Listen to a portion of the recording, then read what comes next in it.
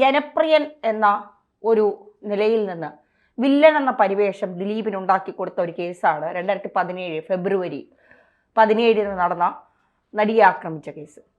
ദിലീപ് വളരെ ക്രൂശിക്കപ്പെട്ടു. ഏകദേശം 85 ദിവസത്തോളം ആലുവ സബ് ജയിലിൽ അദ്ദേഹം കിടന്നു. ദിലീപ് എന്ന് പറയുന്ന ഒരു നടന്റെ ജീവിതം അവിടെ അവസാനിച്ചു എന്ന് തന്നെ നമുക്ക് പറയേണ്ടി വരും. പിന്നീട് ദിലീപിന്റെ സിനിമകളൊക്കെ വമ്പൻ പരാജയമായിരുന്നു. OTT പോലും ഏറ്റെടുക്കാൻ തയ്യാറാകാതെ വന്നു ദിലീപിന്റെ സിനിമകൾ എന്നുള്ളതാണ് ഈ അടുത്ത കാലത്ത് നമുക്ക് മനസ്സിലായത്. തകർച്ചയുടെ അറ്റം എത്തി ദിലീപ് എന്നുള്ളതാണ് വ്യക്തി ജീവിതത്തിൽ സംഭവിച്ചതൊക്കെ.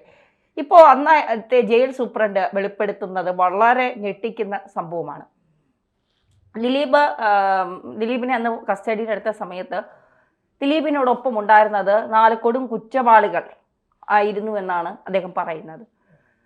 അദ്ദേഹം അതിന് കണ്ടെത്തുന്ന ന്യായീകരണം ആള് കൂടുതലായതിനാൽ മറ്റ് സെല്ലുകൾ ഒഴിവില്ലായിരുന്നു, അതുകൊണ്ടാണ് ഈ കുറ്റവാളികളോടൊപ്പം ദിലീപിനെ കിടത്തിയത്. ദിലീപിനെ തകർക്കാനായി ഒരു ശ്രമം എവിടെയൊക്കെ നടന്നിരുന്നില്ലേ? തീർച്ചയായും നടിയെ ആക്രമിച്ച കേസ് നമ്മൾ ആ തുടക്കം മുതൽ ഇങ്ങോട്ട് എല്ലാ വശങ്ങളും എടുത്ത് പരിശോധിക്കുമ്പോൾ നമ്മൾ ഇതിലെ കൃത്യമായ ചില സംശയങ്ങൾ നമുക്ക് എല്ലാവർക്കും വരുന്നുണ്ട്. കാരണം നിയമവിദഗ്ധരായാലും അതുപോലെ തന്നെ ഈ കേസിൻ്റെ പുറകെ പോകുന്ന ഓരോ ആളുകൾക്കുമുള്ള ഒരുപാട് ചോദ്യങ്ങൾ ഇതിലുണ്ട്. ധന്യ പറഞ്ഞ വിഷയത്തിലേക്ക് ആദ്യം വന്നിട്ട് അതിലേക്ക് പോകാമെന്ന് ഞാൻ വിചാരിക്കും. കാരണം ആലുവ സബ് ജയിലിലാണ് ദിലീപിനെ അറസ്റ്റ് ചെയ്തതിന് ശേഷം കോടതി റിമാൻഡിൽ അങ്ങോട്ടാണ് അയക്കുന്നത്. ഇപ്പോൾ ഒരു കേസിനകത്ത് ഒരാൾ ഒരു അന്വേഷണ സംഘത്തിന് മുന്നേ ഹാജരാകാൻ പോവുകയാണെങ്കിൽ ഇപ്പോൾ കണ്ടുവരുന്ന ട്രെൻഡ് ഉണ്ട്. എന്താണ്? ഒരു മുൻകൂർ ജാമ്യാപേക്ഷ ആദ്യം കൊടുക്കും, ഹൈക്കോടതിയിൽ കൊടുക്കും. ഹൈക്കോടതി തള്ളുകയാണെങ്കിൽ അത് സുപ്രീം കോടതിയിൽ കൊടുക്കും. അതെ, ഇല്ലേ അതുവരെ അവർ ഒളിവിലേക്ക് പോകുന്ന ഒരു സാഹചര്യമുണ്ട്. എല്ലാവരും കുറ്റം ചെയ്താലും കുറ്റം ചെയ്തില്ലെങ്കിലും ഒക്കെ മുൻകൂർ ജാമ്യാപേക്ഷ കൊടുത്തിട്ട് മാത്രമാണ് അറസ്റ്റ് ചെയ്യപ്പെടുമോ എന്നുള്ള ഭയത്താലാണ് ഇവർ പോകുന്നത്. യഥാർത്ഥത്തിൽ മുൻപും ഈ സംഭവങ്ങളൊക്കെ ഉണ്ട്. സെലിബ്രിറ്റികളായ ആൾക്കാരാണ്, അവർക്ക് കൃത്യമായ വക്കീലുണ്ട്, നിയമസഹായങ്ങളുണ്ട്, അവർക്ക് ഏത് കോടതി വരെ പോകാനുള്ള അവസ്ഥകളുണ്ട്, അവസരങ്ങളുണ്ട്. പക്ഷേ ദിലീപ് എന്ന് പറയുന്ന നടൻ കൃത്യമായിട്ട് തന്നെ ചോദ്യം ചെയ്യാൻ വിളിപ്പിച്ചപ്പോൾ അദ്ദേഹം പറഞ്ഞത് എൻ്റെ മൊഴിയെടുക്കാൻ വേണ്ടിയിട്ടാണ് എന്നെ വിളിപ്പിച്ചത്, ഞാൻ ചോദ്യം ചെയ്യാൻ ഹാജരായി, ഞാൻ തിരിച്ചു വരും എന്നുള്ള നിലയ്ക്കാണ് അദ്ദേഹം പോയത്. കാരണം അദ്ദേഹത്തിന് അറസ്റ്റ് ചെയ്യപ്പെടുന്നുള്ള യാതൊരു ഭയവും ഇല്ലായിരുന്നു. കാരണം അറസ്റ്റ് ചെയ്യപ്പെടുന്നുള്ള ഭയമുള്ള ഒരാൾ മാത്രമാണ് മുൻകൂർ ജാമ്യാപേക്ഷയ്ക്ക് പോകേണ്ട ഒരു അവസ്ഥയുള്ളത്. അദ്ദേഹം വളരെ കൃത്യമായി കൂളായിട്ട് അദ്ദേഹം അവിടെ പോകുന്നു. അങ്ങനെ മൊഴിയെടുക്കാൻ വേണ്ടി വിളിച്ചു വരുത്തിയെന്ന് അന്വേഷണ സംഘം പറഞ്ഞതിന് ശേഷം അന്വേഷണ സംഘം അദ്ദേഹത്തെ അറസ്റ്റ് ചെയ്യാനുണ്ടായത്. അതിന്റെ ന്യായീകരണം അവിടെ നിൽക്കട്ടെ. അതിനപ്പുറത്തേക്ക് ചില കാര്യങ്ങൾ, അതായത് ആലുവ സബ് ജയിലിലേക്ക് അദ്ദേഹത്തെ കൊണ്ടുപോകുന്നു. അദ്ദേഹത്തെ കൊണ്ടുപോയതിനു ശേഷം റിമാൻഡ്. ഒരു വലിയ നടനാണ്, അതായത് പിണറായിയുടെ സത്യപ്രതിജ്ഞാ ചടങ്ങിൽ മുഖ്യാതിഥിയായി നിന്നിരുന്ന നടൻ. മലയാള സിനിമയിലെ എല്ലാ വശങ്ങളും, അതായത് ഈ തിയേറ്റർ ഉടമകളുടെ അസോസിയേഷൻ ആയാലും നിർമ്മാതാക്കളുടെ അസോസിയേഷൻ ആയാലും അമ്മയിലായാലും അതുപോലെ തന്നെ പ്രൊഡക്ഷൻ യൂണിറ്റുകളായാലും എല്ലാ തരത്തിലും മലയാള സിനിമയെ കൈയടക്കി വെച്ചിരിക്കുന്ന, മലയാള സിനിമയുടെ നിയന്ത്രണത്തെ ഏറ്റെടുത്തിരുന്ന ഒരു നടൻ. അതുപോലെ തന്നെ നിയന്ത്രണത്തെ ഏറ്റെടുത്തു ഞാൻ പറയുന്നത് നെഗറ്റീവായിട്ടല്ല, പോസിറ്റീവായിട്ട് തന്നെ. ദിലീപ് ഉള്ള സമയത്ത് മലയാള സിനിമയിൽ കഞ്ചാവ് ഒഴുകിയിരുന്നില്ല, മലയാള സിനിമയിൽ ഡ്രഗ്സ് ഒഴുകിയിരുന്നില്ല, മലയാള സിനിമയ്ക്കകത്ത് വലിയ പ്രശ്നങ്ങൾ ഉണ്ടായിരുന്നില്ല എന്നുള്ളതാണ്. അതായത് ഈ സെക്ഷൽ അബ്യൂസിങ്ങിന്റെ കാര്യമല്ല ഞാൻ പറയുന്നത്, അത് ഒരുപാട് കാലങ്ങളായി നടന്നു വരുന്ന ഒരു കാര്യമാണ്. അത് ആർക്കും തടയാൻ കഴിയുമോ എന്ന് എനിക്ക് ചോദിച്ചാൽ, അല്ലെങ്കിൽ അങ്ങനെ ചോദിക്കുകയാണെങ്കിൽ എനിക്ക് പറയാൻ മറുപടിയില്ല. ഇനിയും അത് അവസാനിക്കുമെന്ന് എനിക്കൊരു പ്രതീക്ഷയുമില്ല. അതെല്ലാ സിനിമയിൽ മാത്രമല്ല എല്ലാ മേഖലകളിലും അത് ഉണ്ട് എന്നുള്ളത് തന്നെയാണ് സത്യം. ഇപ്പം ദിലീപിനെ ജയിലിലേക്ക് കൊണ്ടുവരുന്നു. ആ ജയിലിലേക്ക് കൊണ്ടുവരുന്ന സമയത്ത് അവിടെ ഒരു 4 കുറ്റവാളികൾക്കൊപ്പമാണ് അദ്ദേഹത്തെ പാർപ്പിച്ചിരുന്നത്. ഉദാഹരണത്തിന് ഒരു വലിയ സെലിബ്രിറ്റിയായ ഒരു നടനെ കൊണ്ടുവരുമ്പോൾ ആളുകൾ ചോദിക്കും എല്ലാ ആളുകളിലും ഒരുപോലെയല്ലേ എന്ന്. പക്ഷേ രാഷ്ട്രീയക്കാരായിരുന്നെങ്കിൽ, ഇവിടെ ദിലീപിന് പകരം ഒരു രാഷ്ട്രീയക്കാരനായിരുന്നെങ്കിൽ, ഒരു മന്ത്രി ആയിരുന്നെങ്കിൽ, ഒരു മുൻ മന്ത്രി ആയിരുന്നെങ്കിൽ എന്തായിരുന്നു ഇവർ ചെയ്യുക? മെത്ത വിരിച്ചു കൊടുത്ത് ഏത് പീഡനത്തിലായാലും ഏത് സംഭവത്തിലായാലും അവിടെ എല്ലാ സുരക്ഷാ സൗകര്യങ്ങളും കൂടി അദ്ദേഹത്തെ അവിടെ ഇരുത്തുന്ന ഒരു നിലപാടുണ്ടാവും. പക്ഷേ ഇവിടെ ദിലീപ് എന്ന് പറയുന്ന നടൻ തെറ്റ് ചെയ്തോ ഇല്ലയോ എന്ന് കോടതിയാണ് തീരുമാനിക്കേണ്ടത്. പോലീസ് കുറ്റപത്രം കൊടുത്താലോ പോലീസ് പ്രതി ചേർത്താലോ ഒന്നും കുറ്റവാളിയാകുന്നില്ല.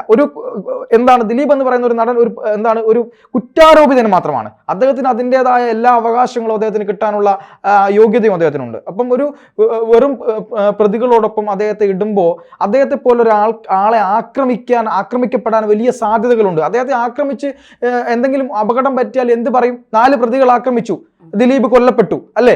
അങ്ങനെയല്ലേ പറയുക? അതിന് ഇപ്പം പോലീസ് ഉദ്യോഗസ്ഥർക്ക് 2 സസ്പെൻഷൻ കിട്ടും. അതിലപ്പുറത്തേക്ക് വേറൊന്നും അവിടെ സംഭവിക്കാൻ പോകുന്നില്ല.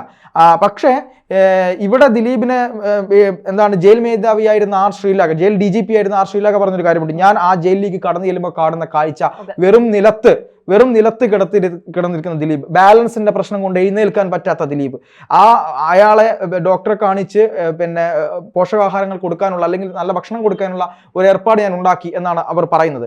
ഇതൊക്കെ പറയുമ്പോൾ മലയാള സിനിമയ്ക്കകത്ത് ദിലീപ് ചെയ്ത, സമൂഹത്തിന് ദിലീപ് ചെയ്ത ഒരുപാട് കാര്യങ്ങൾ നമ്മൾ മുഖവിലേക്ക് എടുത്തതായി മതിയാവും. ഇതിപ്പോ പാർത്തൻ പറയുമ്പോൾ ഈ കണ്ടുകൊണ്ടിരിക്കുന്നവർ പറയും നമ്മൾ ദിലീപിനെ വെള്ളപൂശാൻ ശ്രമിക്കുകയാണ്, അയാൾ ഒരു കേസിലെ പ്രതിയാണ്, ഇപ്പൊ ദിലീപ് കാരണമാണ് ഈ വിചാരണ നീണ്ടു പോകുന്നത്, ദിലീപ് അതിൽ ഇടപെടലുകൾ നടത്തുന്നുണ്ട് എന്നൊക്കെ പറയുന്നുണ്ട്.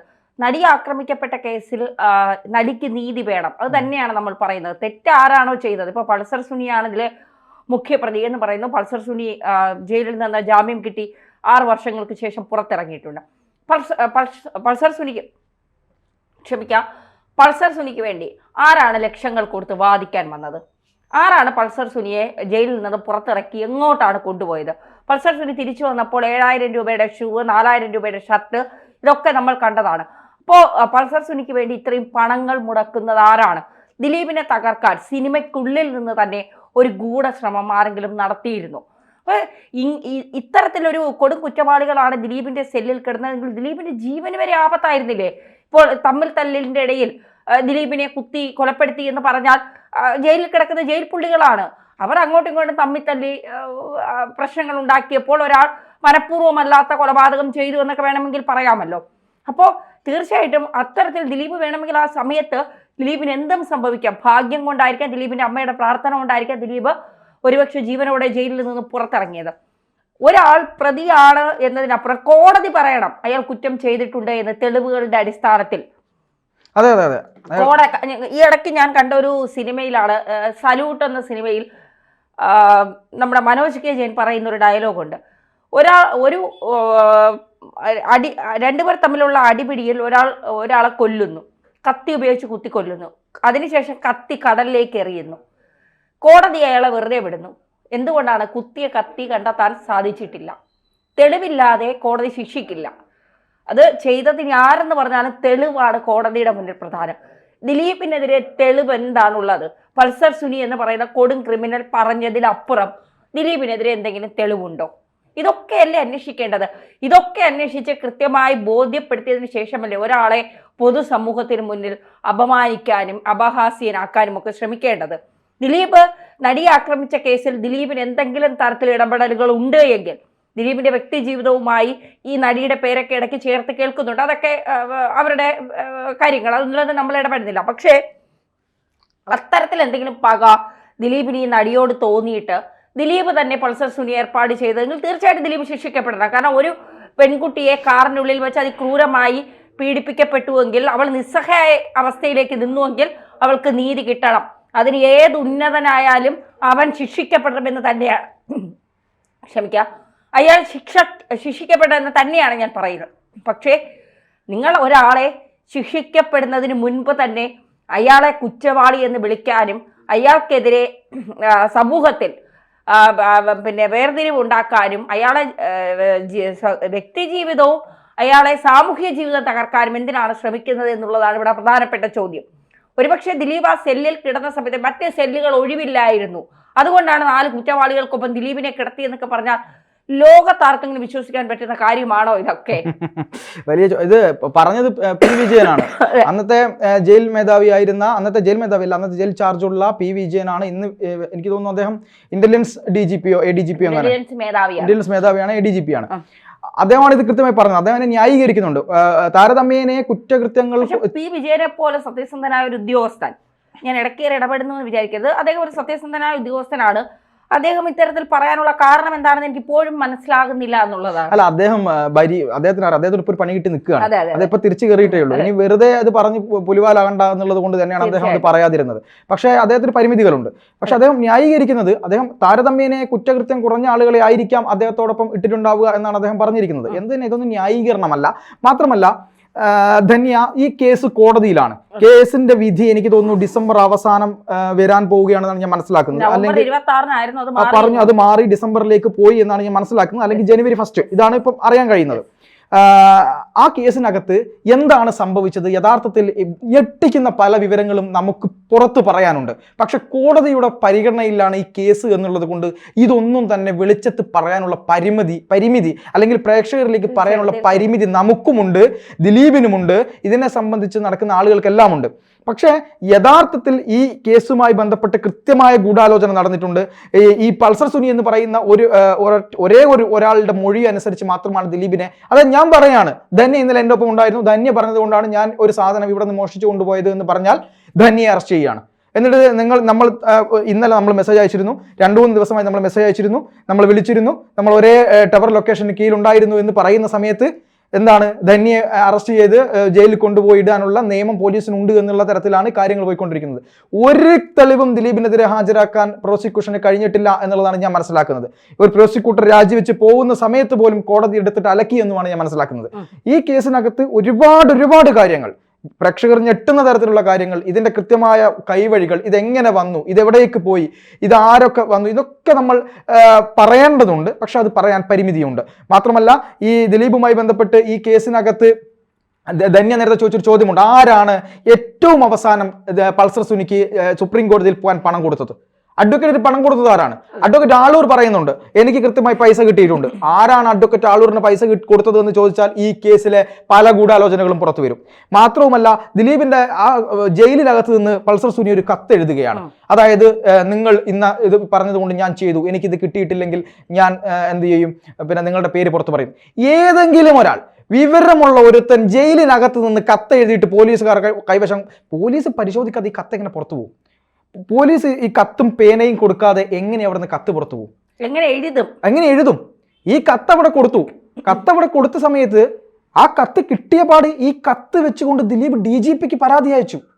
ഇതാ ഈ കത്ത് കോപ്പി വെച്ചുകൊണ്ട് ദിലീപ് പരാതി അയച്ചു DGPക്ക്, എനിക്കിങ്ങനെ കത്ത് വന്നിട്ടുണ്ട്, എന്നെ ഭീഷണിപ്പെടുത്തുന്നുണ്ട്. അത് വാങ്ങി DGP അവിടെ വെച്ചു. മനസ്സിലാക്കണം, ഇത് ദിലീപിന് ഈ കത്ത് പുറത്ത് വിടാതിരിക്കാമല്ലോ, ദിലീപിന് മുൻകൂർ ജാമ്യാപേക്ഷ കൊടുത്ത് ദിലീപിന് കോടതിയിൽ പോകാമല്ലോ. ഒന്നും തന്നെ ദിലീപ് ഈ കേസിൽ ചെയ്തിട്ടില്ല.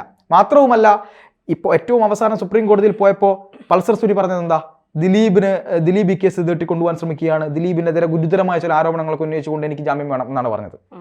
ഈ കേസിനകത്ത് യഥാർത്ഥത്തിൽ ഈ കേസ് നീട്ടിക്കൊണ്ടുപോകാൻ ശ്രമിക്കുന്നത് ദിലീപ് അല്ല, വാദിഭാഗമാണ്. പലതരം ഉഡായിപ്പ് ന്യായങ്ങൾ പറഞ്ഞുകൊണ്ട് ദിലീപ് 1, 2, 3 പ്രാവശ്യം കോടതിയിൽ പോയിട്ടുണ്ട്, അത് ശരിയാണ്. പക്ഷെ അതിനപ്പുറത്തേക്ക് കേസിനെ നീട്ടി കൊണ്ടുപോകാൻ ശ്രമിച്ചത് വാദിഭാഗമാണ്. കാരണം ഓരോ ന്യായങ്ങൾ പറഞ്ഞു. അതിജീവിത ഏറ്റവും അവസാനം ഈ മെമ്മറി കാർഡുമായി ബന്ധപ്പെട്ട് മെമ്മറി കാർഡ് പരിശോധന നടത്തിയത് ആരാണ് എന്നറിയാൻ വേണ്ടി ഹൈക്കോടതിയിലേക്ക് പോകുന്ന ഒരു കാഴ്ച നമ്മൾ ഏറ്റവും ഒടുവിൽ ഹൈക്കോടതി അത് തള്ളിക്കളഞ്ഞു.